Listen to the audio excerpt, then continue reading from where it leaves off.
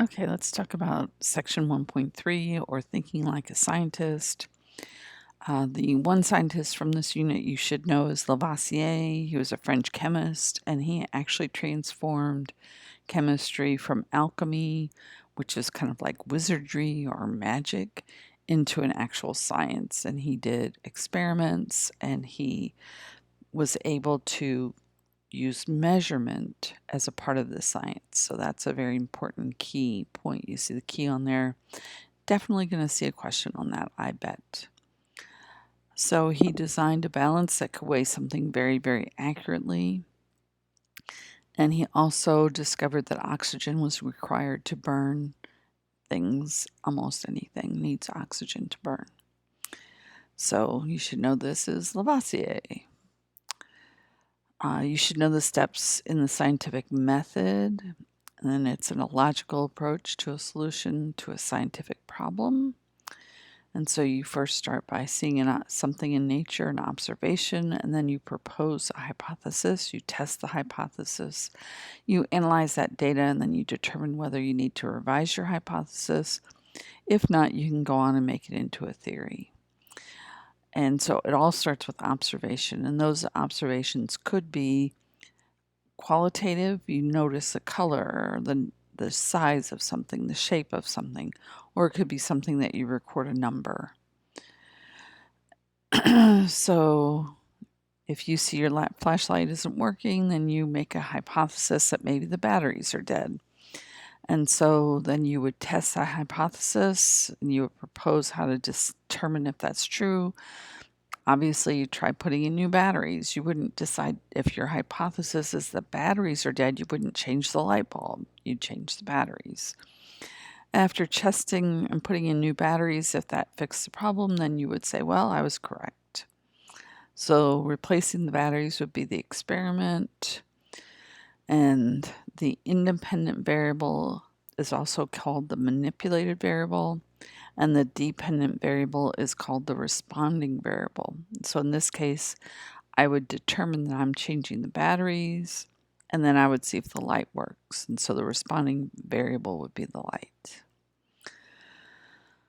So you do need to be able to publish your work and have other scientists look at it, review it, test it, see if it also works before it will be accepted. So you can also develop a model, and there'll be many models we go over this year, like the model of the atom, etc. And it's just a representation of an object or event. And so we use that to study things that we can't directly see.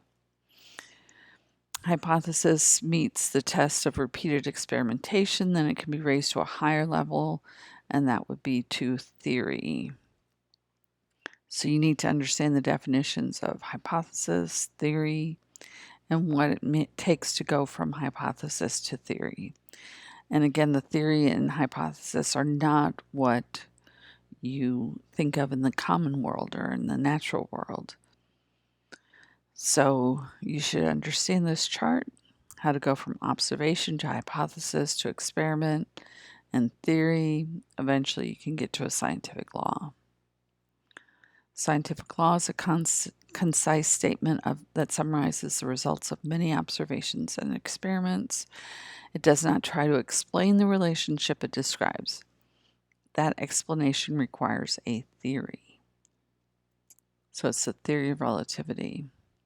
So Fleming, and this is a gross picture, but he did determine that some mold generated a chemical that would stop mold from growing or bacteria from growing, and he ended up discovering penicillin.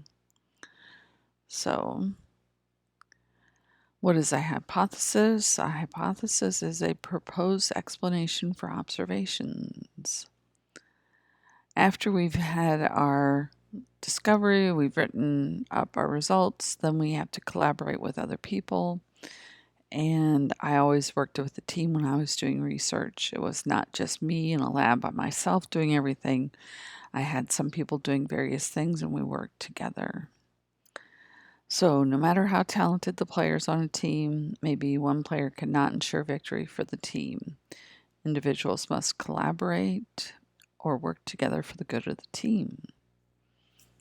Kind of like when you guys work in lab, you have to work together as a team.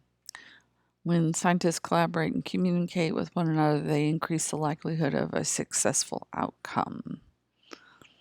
So we collaborate for different reasons. The people I collaborated with had a different skill set than I had, and so they were able to do certain experiments, and I did other experiments that gave us a much more well-rounded paper in the end. So sometimes it works well and sometimes it doesn't. And you have to be able to work with other people. So you're not going to be working with the same group members each and every time. You have to learn how to work with all sorts of people. So after we develop our ideas and we've tested them, then we go ahead and publish them in scientific journals, and I am published in many journals. So why are articles in scientific journals the most reliable source of information? Well, the articles are reviewed by experts in the author's field. So you should know the key points. Again, these are listed in your book. You should know your vocab. And the big idea for this is chemists use scientific method to solve problems and develop theories about the natural world. There we go, all done.